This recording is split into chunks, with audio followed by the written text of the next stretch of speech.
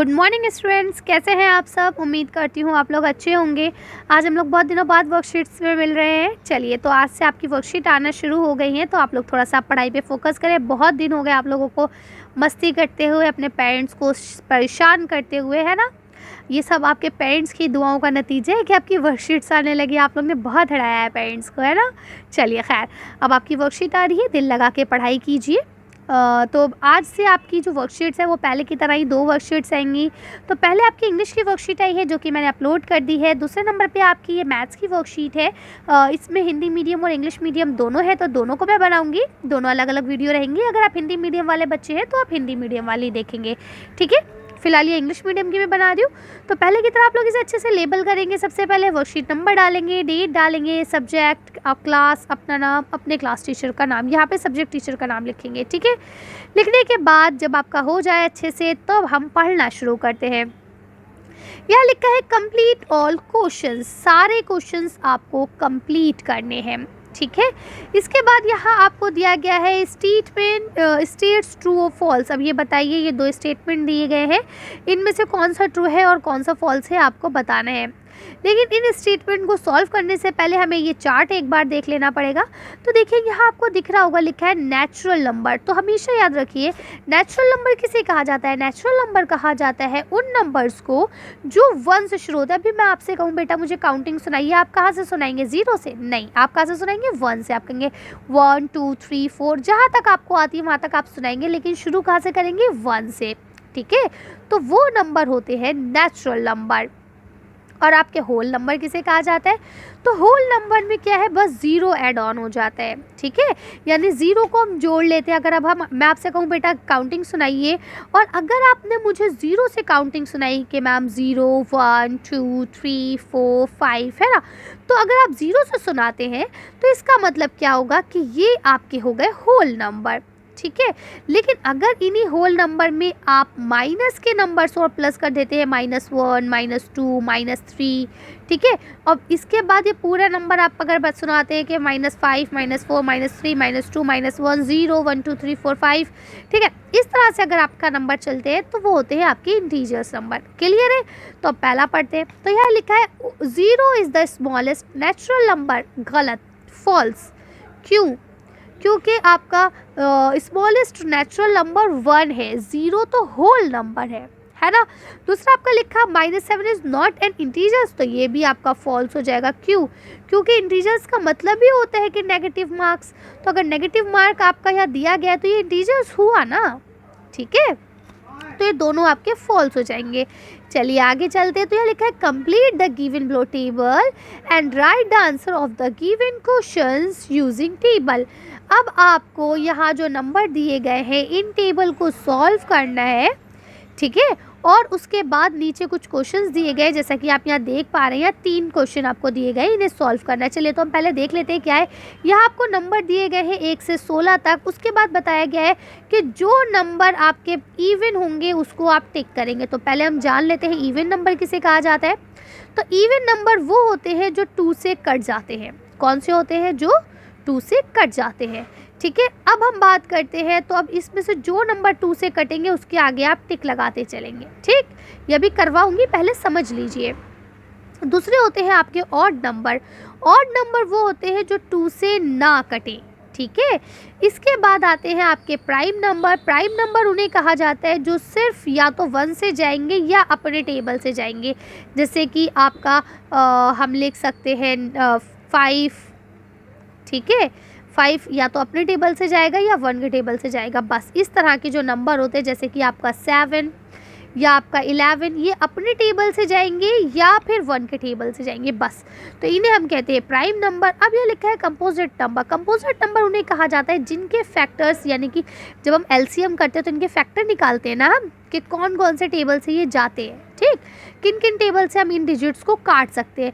तो अब जिनके फैक्टर्स 3 से 2 से ज़्यादा हो, किससे 2 से ज़्यादा हो, वो आपके कंपोजिट नंबर में आते हैं। जैसे कि आप यहाँ देख पा रहे हैं, देखिए ये कुछ आपको करके दिए, देखिए यहाँ पे नहीं लगाया टिक। क्यों?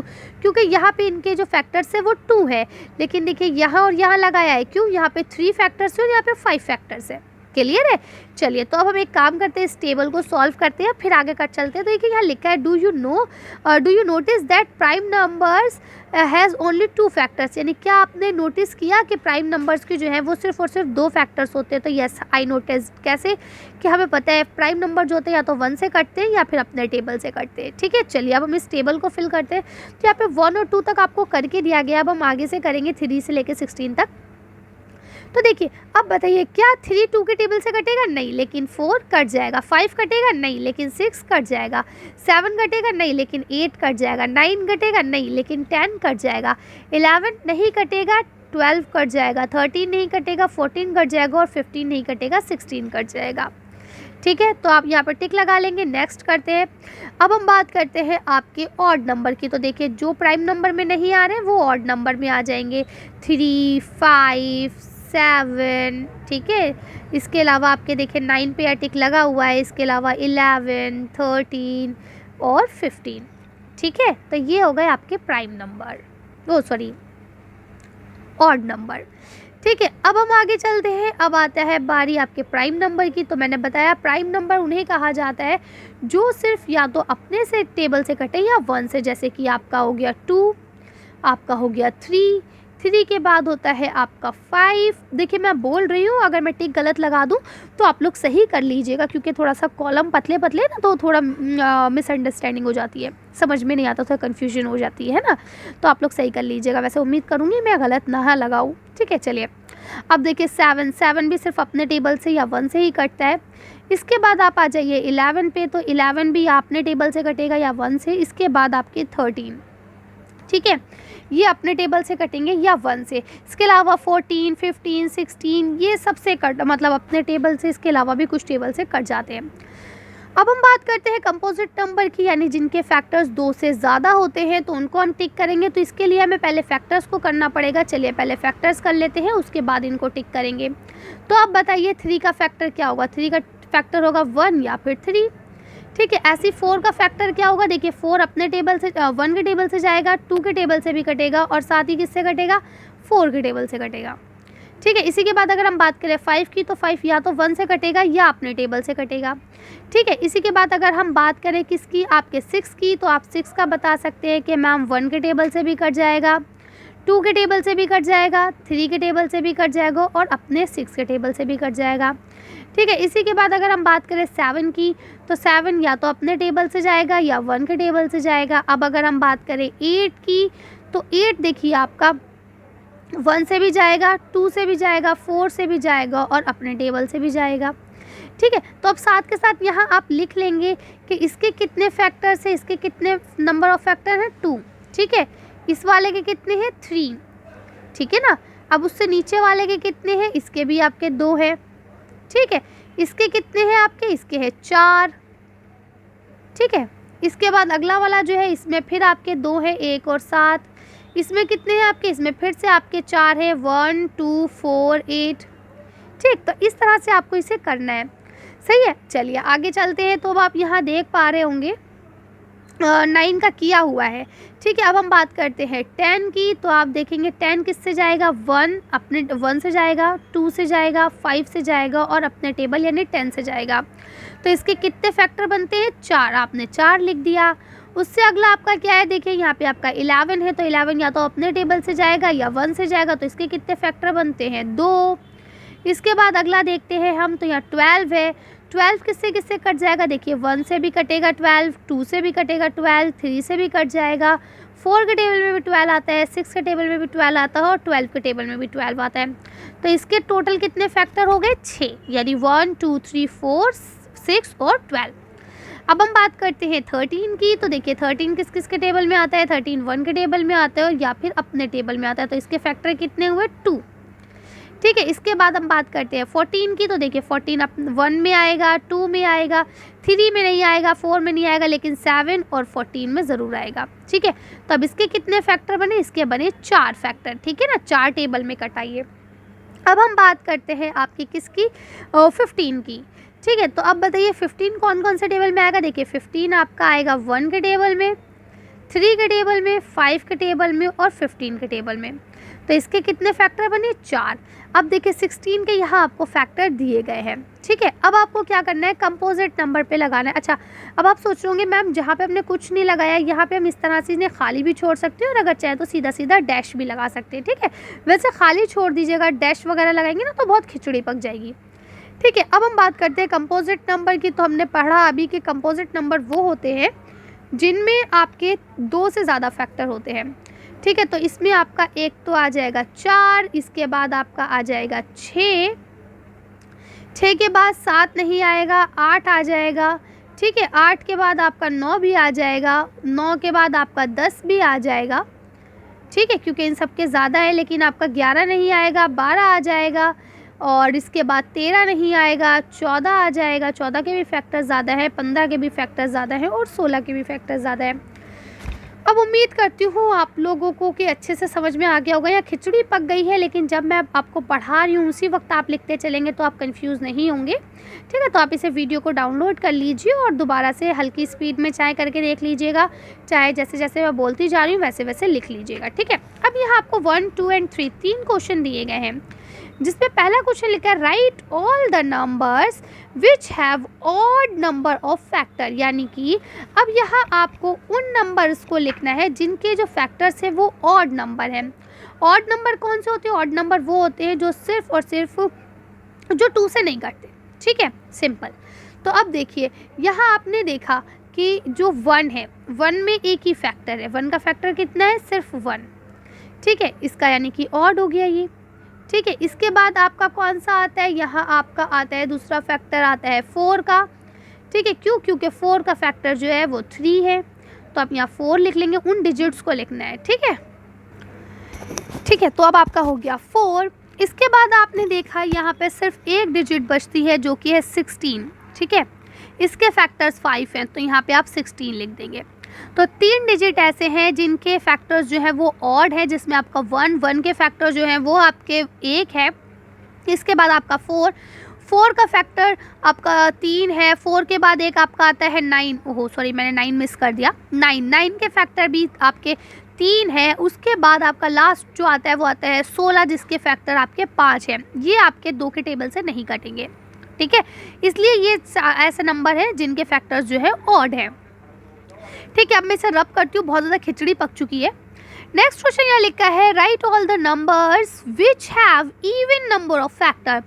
तो अभी हमने लिखा ना 1, 4, 9 और 16, उनको छोड़ के जितने भी आपके नंबर बचे हैं वो सारे आपके इवन नंबर फैक्टर वाले हैं। देखिए 2 अगर देखें, 2, 3, 5, 6, इन सब के फैक्टर या तो 2 हैं, 2 डिजिट के हैं, या फिर आपके 4 हैं, ठीक है। तो 2, 3, 5, 6, इसके अलावा आपका आ जाता है 7, 8, 9, तो आपके ऑड में आ गया था है ना, 10, 11, 12, 13, 14 एंड 15, ठीक है। ये आपके ऐसे हैं जो आपके किस में आ रहे हैं, इवन नंबर में आ रहे हैं, ठीक है। क्यों, क्योंकि इनके फैक्टर या तो 2 है, या तो 4 है, या फिर 6 है, तो ये सारे आपके 2 के टेबल से कटने वाले हैं। आगे चलते हैं, तो लिखा है right the common factors of 10 and 12। तो देखिए आपके 10 और 12 के जो कॉमन फैक्टर है वो आपको लिखना है। अब देखिए अगर आप 10 के फैक्टर्स करें तो 10 आपका 1 के टेबल में आता है, 2 के टेबल में आता है, 5 में आता है और उसके बाद अपने टेबल में आता है। अगर आप 12 के फैक्टर की बात करें तो 1 में आता है, 2 में आता है, 6 में आता है और अपने टेबल में आता है, या 3, 4 में भी आता है, ठीक है। तो आपने देखा कि इनके जो कॉमन फैक्टर है वो क्या है, 1 एंड 2, तो आप लिखेंगे 1 एंड 2, बस सिंपल, और कुछ नहीं करना, बस आपको लिखना है 1 and 2 is the common factor of 10 and 12। यानी 10 और 12 के अगर हम फैक्टर करेंगे तो उसमें 1 और 2 ही ऐसे नंबर है जो कॉमन आएंगे, वरना ये 5 और 12 10 से जाएगा, जबकि ये आपका 6 से, 4 से, 3 से और 12 से जाएगा, ठीक है। चलिए आगे चले। अब यहाँ आपको क्वेश्चन नंबर 3 दिया गया है match the shade part with the fraction. अब आपको शेड पार्ट को फ्रैक्शन से मैच करना है, ठीक है। अब यहाँ देखिए लिखा है 2, यानी कि वो फिगर जो 2 हिस्सों में बटी है और उसमें से एक हिस्सा कलर है, ठीक है। तो ये इससे मिल जाएगा, ये देखिए 2 हिस्सों में बटी है और एक हिस्सा कलर है। यहाँ लिखा है नीचे है 3, यानी कि वो फिगर जो 3 में बटी है, तो देखिए ये है वो 3 में बटी है और एक हिस्सा कलर है, तो बिल्कुल ठीक है, यही मिलेगा। इसके अलावा यहाँ लिखिए वो फिगर जो 4 हिस्सों में बटी है लेकिन एक ही हिस्सा कलर है। तो ये इससे मिल जाएगा कि 4 हिस्से में बटी है और एक ही हिस्सा कलर है। उसके बाद वो फिगर जो 5 हिस्सों में बटी है लेकिन हिस्सा एक ही कलर है। तो देखिए ये वाली फिगर 5 हिस्सों में बटी है लेकिन एक ही हिस्सा कलर है। ये फिगर जो 2 हिस्सों में बटी है और उसके दोनों हिस्से कलर हैं। ठीक है, कर लेंगे आसानी से। चलिए आगे चलते हैं। ये बहुत इंटरेस्टिंग गेम है। यहाँ लिखा है complete the circle with the right number so that the result of the addition और सब्सट्रैक्शन इज 20। अब हम इसी को जूम कर लेते हैं ताकि आपको अच्छे से समझ में आए। तो हमने सिर्फ इसी क्वेश्चन को जूम कर लिया है। तो अब यहाँ बोलते हैं कि इस सर्कल को आपको कंप्लीट करना है वो नंबर चुन के कि चाहे हम प्लस करें या हम माइनस करें, जो हमें करना है आंसर हमारा 20 आना चाहिए। क्लियर है? चलिए करते हैं। तो अब देखिए यहाँ पे हम इधर से क्लॉकवाइज शुरू करते हैं, यहाँ से शुरू करेंगे। ठीक है, तो अब बताइए हम 4 में कितना प्लस करें कि हमारा 20 हो? 16 है ना। 4 में हम 16 प्लस करेंगे हमारा 20 हो जाएगा। अब यहाँ बताइए कि यहाँ हम कितना रखें कि हम उसमें से 5 माइनस करें तो हमारे पास 20 बचे। तो आप यहाँ रखेंगे 25। 25 में से 5 माइनस करेंगे आंसर 20 बचेगा। अब इन्होंने बोला 29 है। 29 में से हम कितना माइनस करें कि हमारा आंसर बचे 20। तो हम 9 माइनस कर देंगे। अब बोलते हैं बताइए हम कितना प्लस करें कि 20 आए 0 के साथ। तो हम 20 को प्लस करेंगे। यह लिखा है कि 1 है तो हम उसके साथ कितना प्लस करें कि हमारा 20 आए। तो आप 19 लिख देंगे। यह लिखा है 33, तो 33 में से हम कितने को माइनस करें कि हमारा आंसर 20 आए। तो हम 13 को माइनस कर देंगे। इसके बाद यहाँ लिखा है कि हम यह कितने माइनस करें कि हमारा आंसर 20 आए। तो हम 40 में से 20 माइनस करेंगे, 20 हो जाएगा आंसर। यह है 17 में हम कितना प्लस करें कि हमारा आंसर 20 हो। तो हम 3 प्लस कर लेंगे। क्लियर है? आप लोग कर सकते हैं आसानी से। मैंने बहुत आसानी से आपको समझा दिया। कुछ नहीं करना बेटा, बस बीच में जो साइन दिया गया है ना उसको ध्यान में रखना है। ठीक है, और उसके अकॉर्डिंग आपको सॉल्व कर देना है। और ऑल ओवर आंसर जो है वो आपका 20 आना चाहिए हर तरफ से। तो अब एक बार आप चाहे तो काउंट कर लीजिए। 16 + 4 = 20। 25 में से 5 माइनस करेंगे 20 बचेगा। 29 में से 9 माइनस करेंगे 20 बचेगा। 20 में 0 प्लस करेंगे 20 आ जाएगा। 19 में 1 प्लस करेंगे 20 हो जाएगा। 33 में से 13 माइनस कर देंगे तो 20 बचेगा। 40 में से 20 माइनस करेंगे 20 बचेगा। 17 में 3 प्लस करेंगे 20 हो जाएगा। तो आपका हो गया टेबल कंप्लीट। चलिए आगे चलते हैं। अब पहले से जूम आउट कर लेते हैं, उसके बाद हम आगे देखते हैं क्या करना है।